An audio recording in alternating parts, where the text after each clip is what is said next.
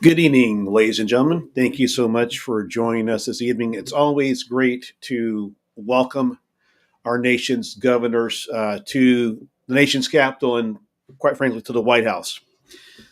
Before we begin tonight, I do want to start off with this is something I've had to come to this podium and say too many times. Our thoughts and prayers go out to the victims of that tragic shooting event last night in Michigan. Um, I want everybody to know that under the Rogers administration, the full resources of the federal government um, are available to Governor Whitmer and her staff in Michigan. And, I've said this so many times from this podium. When is this going to stop? What do we got to do to make this stop? And, you know, we spent all last summer talking about gun control, talking about mental health. Well, where's the results?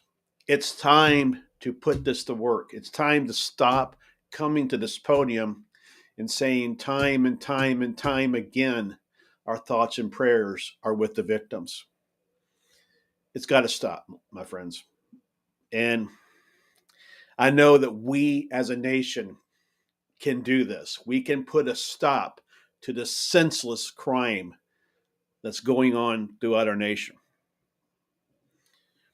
You know, tonight I wanted to talk to you about some issues that I think, quite frankly, are important to our nation's governors. Um, when I just think about what happened last night and gun control, it's got to be out on the forefront. On the forefront, mental health funding has got to be out on the forefront. But there's another thing another topic that I had prepared to talk to you tonight about, and that is our nation. That's our nation's education system, and quite frankly, our state education system. You know, for the past few years, our nation's schools have become a political battleground. It is time for that to stop. It is time for that to stop. You heard me talk just last week, right before the State of the Union, afterwards, actually, and I was talking about an increase in education spending. And everybody's asking, how are you going to increase education spending when we had this record deficit going on in our nation right now? Well, this is how we're going to do it. My proposal actually would return the federal government budget to the 2017 levels from where it is right now. By returning it to the 2017 levels, we can afford an increase in education spending. Now, many of you are going to ask the question, well, aren't you for less government? Aren't you for less spending? And yes, I am.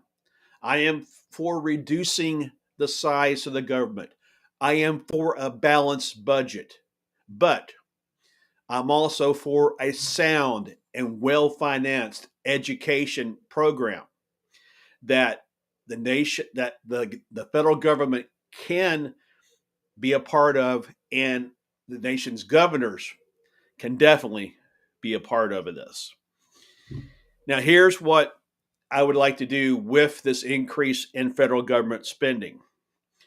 We're going to increase teacher pay.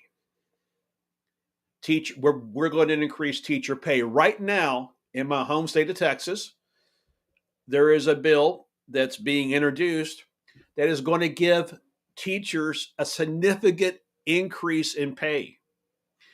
Now, I want you to look at this. There are record numbers of teachers that are leaving the classrooms and going to other professions. These are people who have degrees. These are people who could be engineers, scientists. They could be managers. They could be CEO of companies.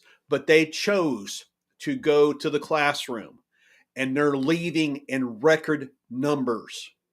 It's time for us to put a stop to that. And one of the ways we'll do it again is increasing teacher pay and having some incentives behind that. The other incentive is to go for a 4-day school week. Now, I'll have to admit, when this 4-day school week was first discussed, I wasn't on board with it. Being married to an educator, as I am, I see the work that Mrs. Rogers, Andrea, goes through. There are tons of reports, there are report cards, there are lesson plans, and there are many nights that she spends on a computer, many weekends that she spends on a computer, getting this paperwork done. And there are many other jobs that she could have that has less paperwork and less time. So what this 4-day school week is going to do, it's going to give a better learning environment for our nation's youth, which is so important, and also a better work environment for our teachers, which I think is very important. If we do this, if we increase teacher pay and we go to a 4-day school week, I think you will see an increase in teachers coming to the teaching profession.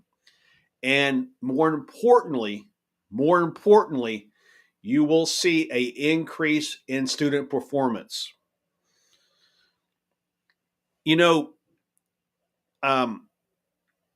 the other part of, and I talked about this last week, having an education plank. One of the other things I would like to do is attract the more seasoned adult. Now, I'm not saying that graduates right out of school aren't capable of teaching in the classroom. I'm not saying that at all. Matter of fact, Andrea taught, she's a graduate of University of North Texas, and start teaching right out of college.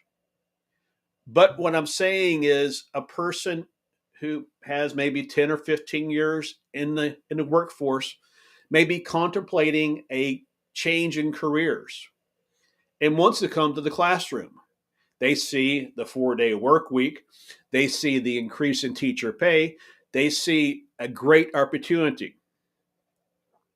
Now, how am I going to get that person who has a bachelor's degree, that person who has a master's degree, how am I going to get them certified for the classroom? Teacher certification oftentimes costs in the hundreds, if not thousands of dollars. Here's what I'll do. Under my education plan, if you commit to 1 year in the classroom, under my education plan, we will pay for your certification. Now you're going to say, hey, Richard, many districts do that. And that's right. They do that. But the federal government is going to pick up that cost. And under my administration, they'll pick up that cost and they'll make it where we will, if you commit to 1 year in the classroom, we will pay for your certification. Now, I know that this education plank and this 4-day school week are some big ideals, but as we've seen in the last couple going on 3 years with COVID, we need to change our education system in our country. Another thing that we need to return to the classrooms is basic core education. Like I said at the very top of this, our classrooms have become a political battleground, and it's time for that to stop. We need to teach math.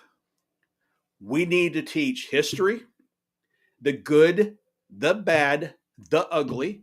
We need to teach science, and we need to prepare the students in the classroom to become leaders.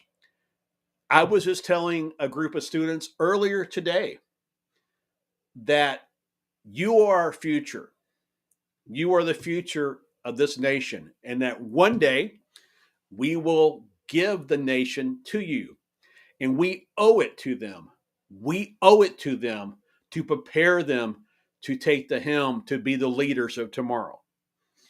Now, I know as governors, you do have a lot of say so in the education programs of your states. And I encourage you to take this message back home to your citizens, into your state legislatures, and let's put forth a great education plan that will bring forth the next generation of leaders. And I want to close with this one thought. You know, one of my favorite TV shows is West Wing. And I have to admit, over the holidays, I watched quite a few hours of that show. One of the episodes I love, and some of you guys may know who Rob Lowe is out there, big Hollywood actor, but he plays Sam Seaborn on The West Wing. In one of the shows, they're trying to get an education budget passed through Congress. And Rob talks about how education is a silver bullet, that schools should be palaces, teachers should be making six-figure salaries.